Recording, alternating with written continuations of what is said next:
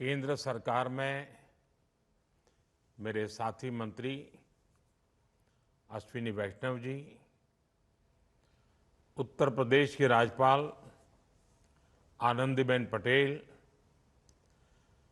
तमिलनाडु के governor RN. Ravi, Karnataka के governor Thawarchand Gehlot, UP के मुख्यमंत्री योगी आदित्यनाथ, केंद्रीय मंत्रिमंडल के मेरे अन्य साथी, राज्यों के डिप्टी सीएम, मंत्रीगण, सांसदगण, देश के अलग अलग हिस्सों से जुड़े अन्य जनप्रतिनिधिगण, देवी और सज्जनों, आज उत्तर से दक्षिण तक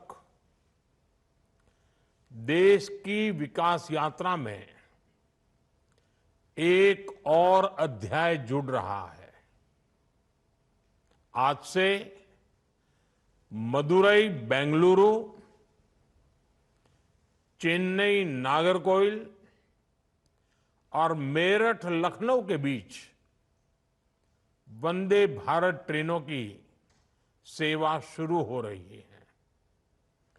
वंदे भारत ट्रेनों का ये विस्तार, ये आधुनिकता, ये रफ्तार हमारा देश विकसित भारत के लक्ष्य की ओर कदम दर कदम बढ़ रहा है। आज जो 3 वंदे भारत ट्रेनें शुरू हुई हैं, इनसे देश के महत्वपूर्ण शहर और ऐतिहासिक जगहों को कनेक्टिविटी मिली है। टेम्पल सिटी मदुरई अब आईटी सिटी बेंगलुरु से वंदे भारत के द्वारा सीधे जुड़ गया है। त्योहारों या वीकेंड पर मदुरई और बेंगलुरु के बीच आवाजाही के लिए वंदे भारत ट्रेन द्वारा काफी सुविधा होगी। साथ ही ये वंदे भारत ट्रेन तीर्थ यात्रियों के लिए भी बहुत कारगर साबित होगी। चेन्नई से नागरकोइल रूट की वंदे भारत से भी छात्रों को, किसानों को और आईटी प्रोफेशनल्स को बहुत लाभ होगा। जिन जगहों तक वंदे भारत एक्सप्रेस की सुविधा पहुंच रही है, वहां पर्यटकों की संख्या बढ़ रही है। पर्यटकों की संख्या बढ़ने का मतलब है वहां कारोबारियों, दुकानदारों की आय में बढ़ोतरी हो रही है। हमारे यहां रोजगार के नए अवसर भी तैयार हो रहे हैं। इन ट्रेनों के लिए देशवासियों को मैं बहुत बहुत बधाई देता हूं। साथियों, विकसित भारत के लक्ष्य को पूरा करने के लिए दक्षिण के राज्यों का तेज विकास बहुत जरूरी है। दक्षिण भारत में अपार प्रतिभा है, अपार संसाधन और अपार अवसर की भूमि है। इसलिए तमिलनाडु और कर्नाटक समेत पूरे दक्षिण का विकास हमारी सरकार की प्राथमिकता है। बीते 10 वर्षों में इन राज्यों में रेलवे की विकास यात्रा इसका उदाहरण है। इस साल के बजट में हमने तमिलनाडु को 6,000 करोड़ रुपए से ज्यादा का रेलवे बजट दिया है। ये बजट 2014 की तुलना में 7 टाइम 7 गुना से अधिक है। तमिलनाडु में 6 वंदे भारत ट्रेन पहले से ही चल रही है। इन 2 ट्रेन के साथ ये संख्या अब 8 हो जाएगी। इसी तरह कर्नाटका के लिए भी इस बार 7,000 करोड़ से ज्यादा का बजट आवंटित हुआ है। ये बजट भी 2014 की तुलना में 9 गुना अधिक है। आज वंदे भारत ट्रेनों की 8 जोड़ियां पूरे कर्नाटका को जोड़ रही हैं। साथियों, पहले के मुकाबले कई गुना ज्यादा बजट ने तमिलनाडु, कर्नाटका समेत दक्षिण भारत के राज्यों में रेल यातायात को और मजबूत किया है। इन राज्यों में रेलवे ट्रैक्स बेहतर हो रहे हैं। रेलवे ट्रैक का इलेक्ट्रिफिकेशन हो रहा है। अनेकों रेलवे स्टेशनों का आधुनिकीकरण हो रहा है। इससे लोगों की ईज ऑफ लिविंग भी बढ़ी है और ईज ऑफ डूइंग बिजनेस में भी मदद मिली है। साथियों, आज मेरठ लखनऊ रूट पर वंदे भारत ट्रेन के जरिए यूपी और खासकर पश्चिमी यूपी के वहां के लोगों की भी खुशखबरी मिली है। मेरठ और पश्चिमी यूपी क्रांति की धरती है। आज ये क्षेत्र विकास की नई क्रांति का साक्षी बन रहा है। मेरठ एक और RRTS के जरिए राजधानी दिल्ली से जुड़ रहा है।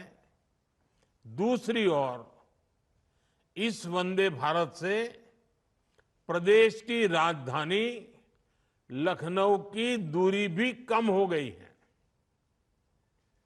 आधुनिक ट्रेनें, एक्सप्रेसवेज का नेटवर्क, हवाई सेवाओं का विस्तार, पीएम गति शक्ति का विजन कैसे देश के इंफ्रास्ट्रक्चर को बदलेगा, एनसीआर इसका उदाहरण बन रहा है।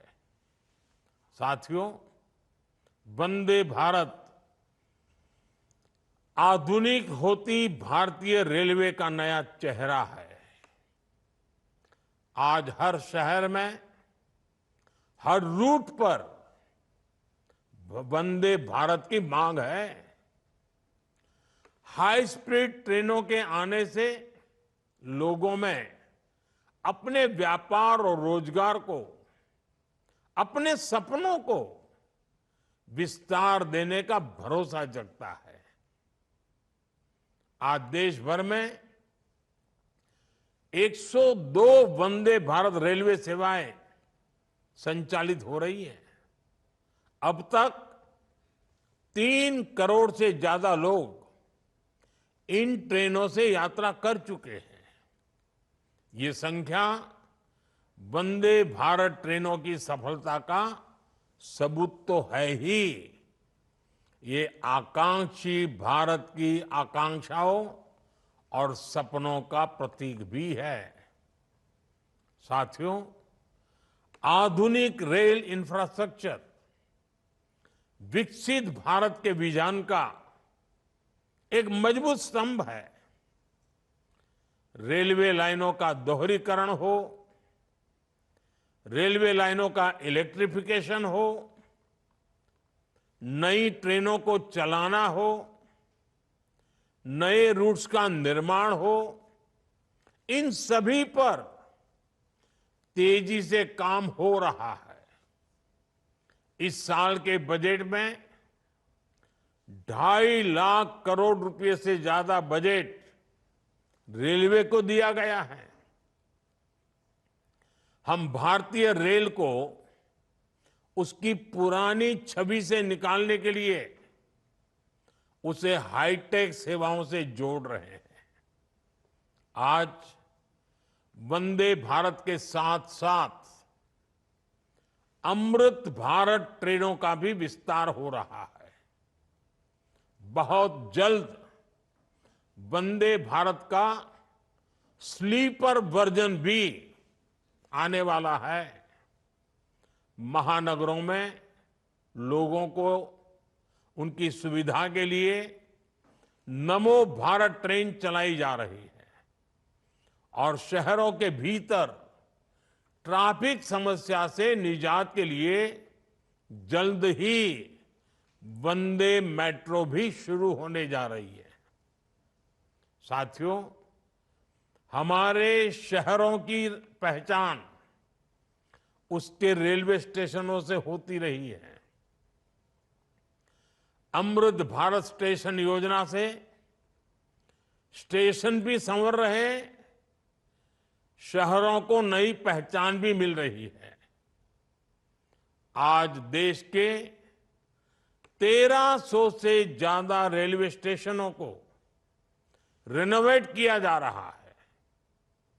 आज देश में जगह जगह एयरपोर्ट की तरह ही रेलवे स्टेशन भी बन रहे हैं। छोटे से छोटे स्टेशनों को भी अत्याधुनिक सुविधाओं से जोड़ा जा रहा है। इससे ईज ऑफ ट्रैवल भी बढ़ रहा है। साथियों, जब रेलवेज, रोडवेज, वाटरवेज जैसे कनेक्टिविटी के इंफ्रास्ट्रक्चर सशक्त होते हैं तो देश सशक्त होता है।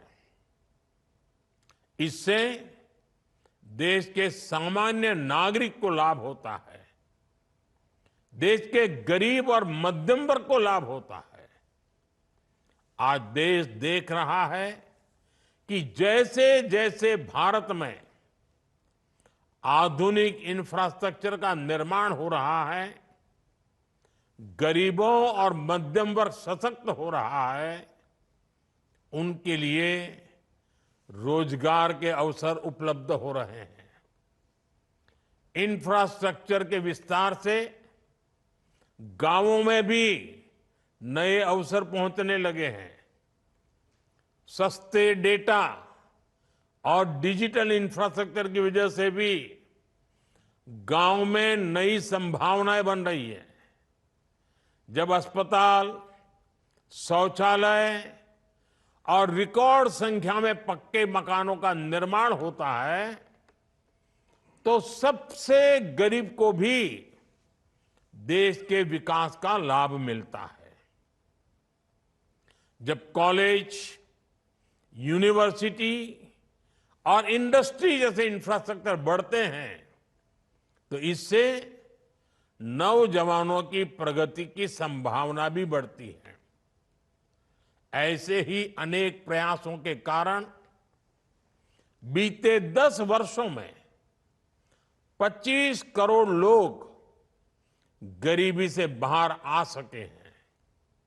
साथियों, बीते वर्षों में रेलवे ने अपनी मेहनत से दशकों पुरानी समस्याओं के समाधान की उम्मीद जगाई है, लेकिन अभी हमें इस दिशा में बहुत लंबा सफर तय करना है। हम तब तक नहीं रुकेंगे जब तक भारतीय रेल गरीब, मध्यम वर्ग सभी के लिए सुखद यात्रा की गारंटी नहीं बन जाती। मुझे विश्वास है देश में हो रहे इंफ्रास्ट्रक्चर का ये विकास गरीबी को समाप्त करने में बड़ी भूमिका निभाएगा। मैं एक बार फिर तमिलनाडु, कर्नाटका और उत्तर प्रदेश के लोगों को 3 नई वंदे भारत के लिए बधाई देता हूं। आप सबको बहुत बहुत शुभकामनाएं, बहुत बहुत धन्यवाद।